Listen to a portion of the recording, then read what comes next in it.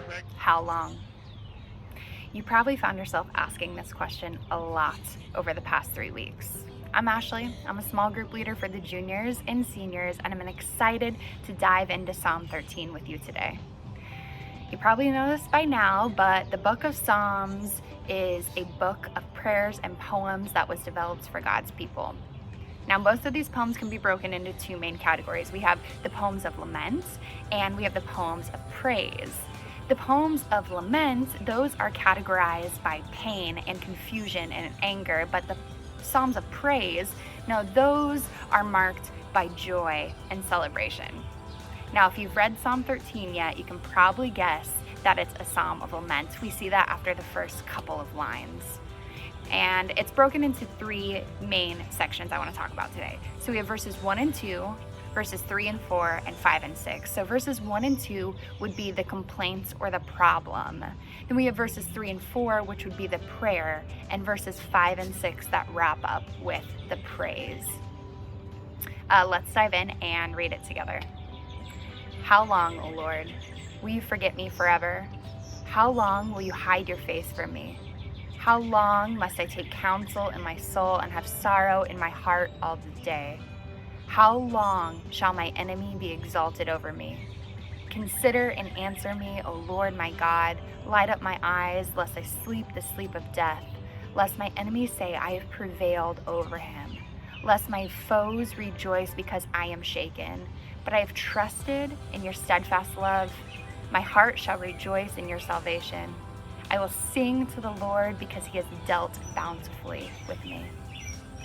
Now, this could not be any more timely. If anyone's asking a question right now, it's how long?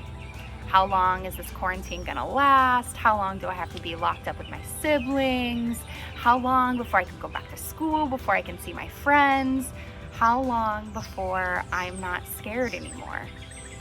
Now, waiting in itself isn't bad. Actually, if you know when the waiting is gonna end, it can be actually exciting. It's the unknown that's scary.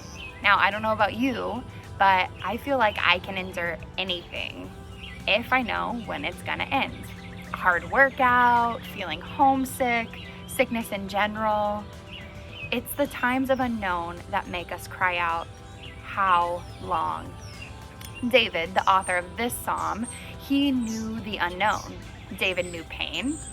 He had been called to be king, but was persecuted and hunted for years, and he was waiting for God to deliver him. In the waiting, you know what David did? He complained. Now I want you to close your eyes and raise your hand if you've complained over the past 3 weeks. Yeah, my hand is raised too. But David's complaints weren't to his parents or his siblings or even to himself. David's complaints were what drove his prayer. And here's what I want to focus on to wrap up. The last two verses in the psalm, the praise. After complaining, after his prayer to God, David comes back to the goodness of God. And here's what David reminds us. God is there in the waiting. Despite his circumstances, David chooses to focus on God's unfailing love. What characteristic of God is your rock? I want to challenge you today to write that characteristic on a sticky note or an index card, tape it to your mirror or even your bedroom ceiling, but I want you to keep it somewhere to remind you that God is not far. He is here with you in the waiting.